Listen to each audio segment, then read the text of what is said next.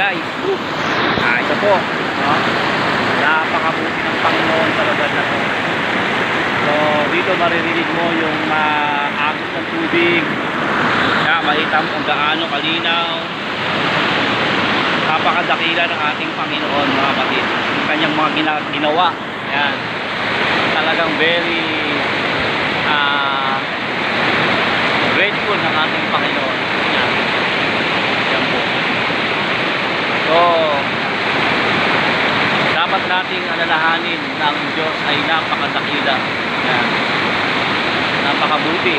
Wala po siyang patulad. Ang Diyos ay napakabuti. Napakasarap po. Yan. Napakasarap po maligo dito. Guys, yan. Mga kapatid. No? Yan. Look. Nakakaalis stress. Una, mahirap maglakad. Pero pagdating mo dito, napakasarap. Napakalo. Ng mga bata, masaya sila. Tulog sila. Yun. So, ito yung mga pools dito. Napakaganda pala. Napakalinaw. Napakalinis sa tubig. Ayan. So mamaya po maliligo tayo. I-experience nating maligo. Excited na akong maligo. Sa Maynila, sa Quezon City, walang ganito. Walang falls. Dito, Wantusawa ang tubig po dito. Walang bayad. Talagang very nature from tubig dito. Napakalinis. At napakalamig. Yan, tingnan nyo po. Ang missionary, ganito ang buhay.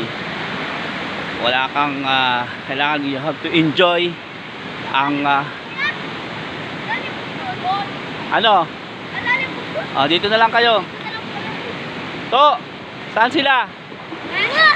Yan. So nag-enjoy yung mga bata. Yan, mga pamangking ko yan. Yan. Oh, tanggalin mo yung kawayan. Tanggalin mo yung kawayan. Yan kawayan, tanggalin mo. Uy, mas tuwa. So dito po magpipiknik kami. Dala kami ng kaldero. Magluluto-luto kami, mga pamangking ko. Bumili yung bayaw ko ng bangus. Ihawin namin, sisigangin. Yan.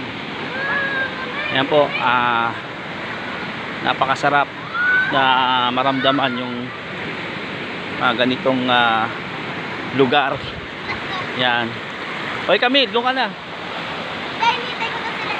Yan, paanod-anod ka dito. No, marami kang choice kung saan ka lugar dito. Yan, marami kang pagpipilian. Hindi ka marunong lumangoy, hindi mababaw. Yan, magpaanod-anod ka dyan. Yan. Ready na siya, si Simer, ready na,